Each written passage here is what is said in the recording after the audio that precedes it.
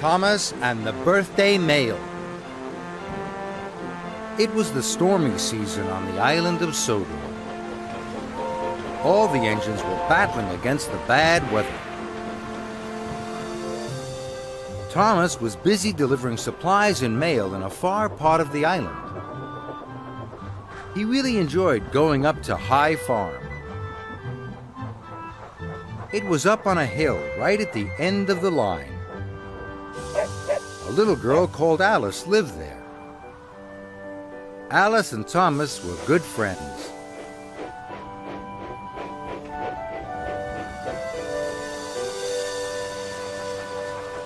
One day, Thomas was on his way to High Farm when Rosie stopped beside him.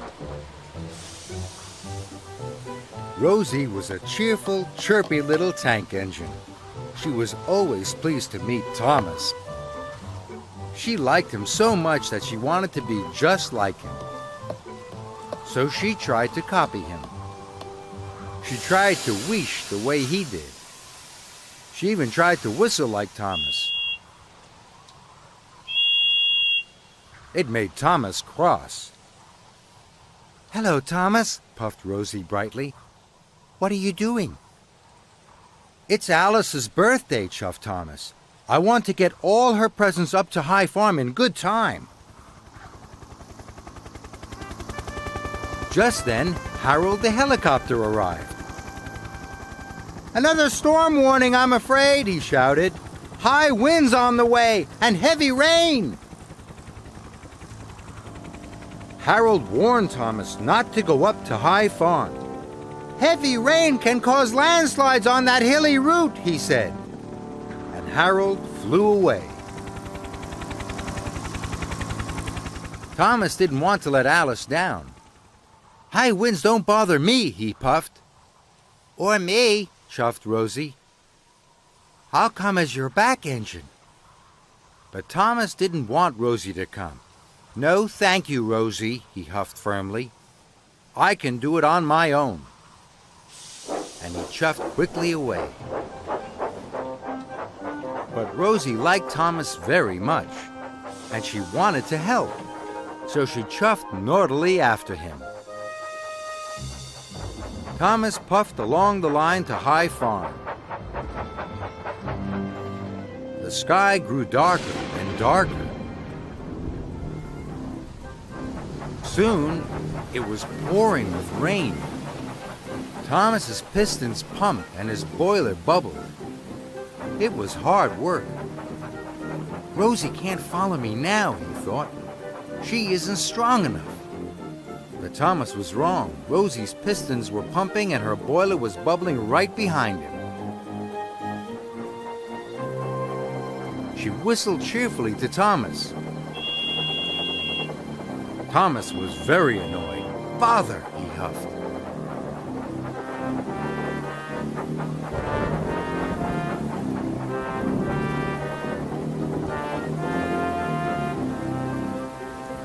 Soon, Thomas came to a junction. One way was the longer but easier way to High Farm. The other way was the shorter but much harder way. Thomas knew that the longer way was safer. "But I'll take the shorter way," he wished. "Then Rosie won't follow me. She's not strong enough." As the storm raged, Thomas puffed furiously up the steep track. Thomas was almost at High Farm. He was sure Rosie wasn't behind him now. "I won't be seeing any more of her today," tooted Thomas happily. Then there was trouble. Earth and stones tumbled down the bank and blocked Thomas's track. "Cinders and ashes!" cried Thomas. But he still wanted to deliver Alice's presents. "I'll just have to bash my way through," thought Thomas. And he pushed forward into the landslide. Thomas was up to his buffers in mud and stones. He tried to push on, but he couldn't. He tried to back out, but he couldn't. Thomas was stuck. Thomas felt silly and very sad. I should have listened to Harold, he wished unhappily. Now Alice won't get her presents on time. I've let her down, he thought sadly. Then he heard the toot of another engine. It was Rosie puffing proudly up the hill behind him. It's me! Tooted Rosie cheerfully.